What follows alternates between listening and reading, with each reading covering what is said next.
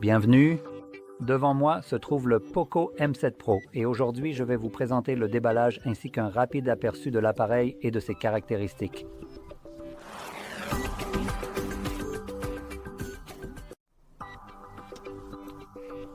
Très bien, eh bien allons-y.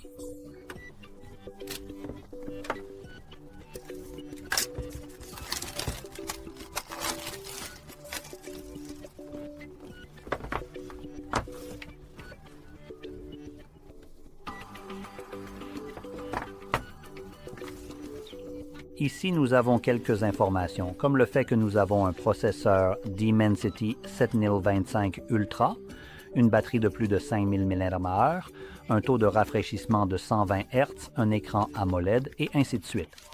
Bref, sortons-le de la boîte. Fais-le tomber. Parfait, ça commence bien.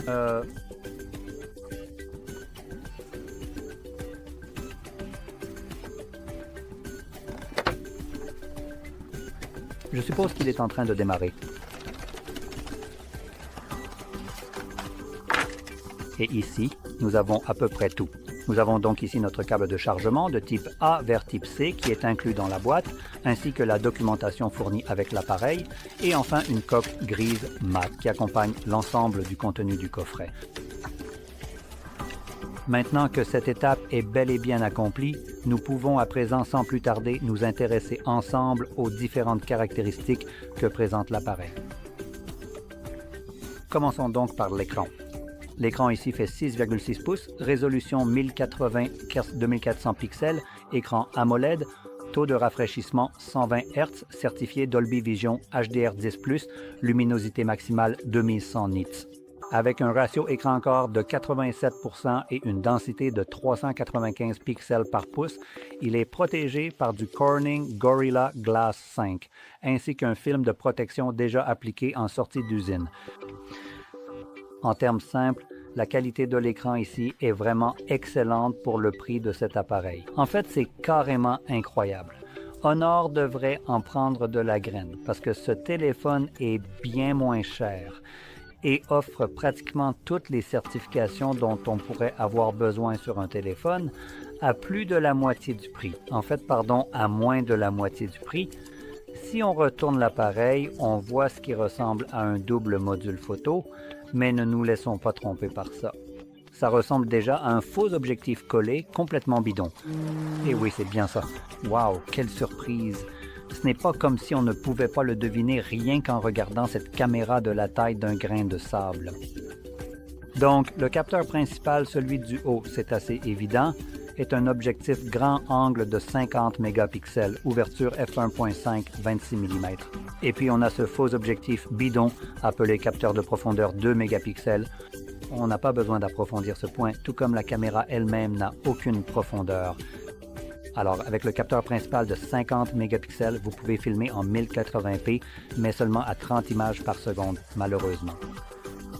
Et à l'avant, on a un capteur grand angle de 20 mégapixels, ouverture f2.5, qui fait aussi du 1080p à 30 images par seconde.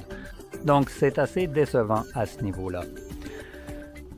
Maintenant, si on passe à l'intérieur, cet appareil a ce que je considérerais comme une taille traditionnelle, que ce soit pour l'écran ou la conception générale. Contrairement par exemple à un Samsung S25 Edge, qui serait bien plus fin que celui-ci, n'est-ce pas? Donc en gardant cela à l'esprit, on a ici une batterie de taille normale de 570 mAh. Et d'après les chiffres ici, je peux déjà vous dire qu'il s'agit simplement d'une batterie au lithium, comparé à ce qu'on trouve maintenant principalement sur les téléphones chinois, à savoir les batteries au carbone ou plutôt au silicium carbone.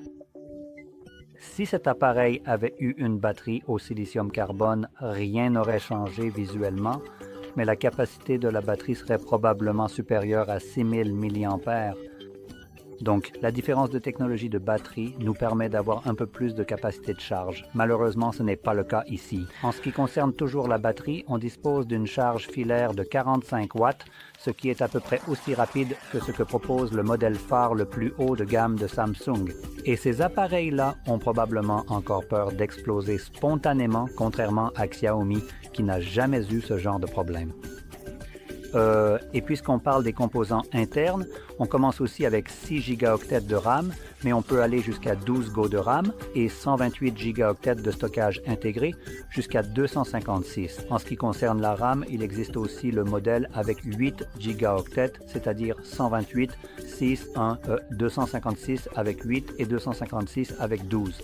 Et on a aussi la possibilité d'étendre le stockage grâce à une carte SD ici, ce qui est évidemment plutôt appréciable. Et enfin, le processeur qui fait tourner tout ça est le Dimensity 7025 Ultra. Et c'est en gros tout ce qu'il y a à savoir sur cet appareil pour environ 200 $ américains. Maintenant, avant de dire quoi que ce soit d'autre à propos de cet appareil, j'ai déjà tout dit à propos de cet appareil. Donc, je voudrais vous donner une autre recommandation ou une autre idée de téléphone si vous cherchez quelque chose qui pourrait offrir un bon rapport qualité-prix. Celui-ci est correct, je dirais. Le fait qu'il ait un très bon écran est, je dirais, son principal argument de vente ici. Mais si vous voulez quelque chose avec un peu plus de puissance et qui offre juste un petit peu plus, pas juste un petit peu, mais généralement plus que ce que ce téléphone propose, alors vous pourriez vraiment vous intéresser au CMF Phone 2 Pro. Et juste pour vous donner un exemple de ce que nous examinons, nous allons regarder plusieurs choses qui sont très proches de ce que nous avons ici. Donc, par exemple, l'écran est un AMOLED 120 Hz HDR10+, la batterie a à peu près la même taille, la vitesse de charge est juste un peu plus lente, la RAM est de 8 gigaoctets fixe avec 128 à 256 gigaoctets de stockage extensible et un processeur Dimensity 7300 Pro qui sera plus rapide. Des appareils photo qui sont double 50 mégapixels pour le grand angle et le téléobjectif, 8 mégapixels pour l'ultra grand angle, et il peut filmer en 4K 30 et 1080p 60 avec un ralenti à 120 images par seconde. Donc en termes d'appareil photo, dans l'ensemble, vous obtenez un téléphone bien meilleur. Et aussi au niveau du prix, on est à environ, au détail, à peu près 50 $ de plus. Mais étant donné que ce téléphone a tendance à baisser de prix, vous pouvez probablement le trouver quelque part, comme sur Amazon en promotion ou autre, pour environ 200 $, ce qui semble être, au moins ce premier téléphone CMF se vendait à ce prix-là.